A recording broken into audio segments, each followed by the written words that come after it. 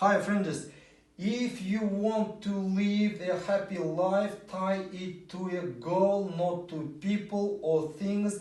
Альберт Эйнштейн.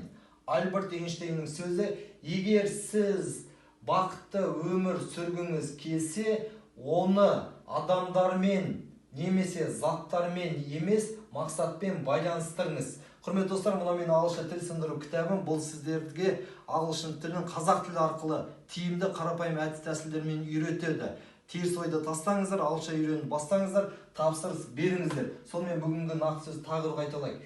If you want to live a happy life, tie it to a goal, not to people or things.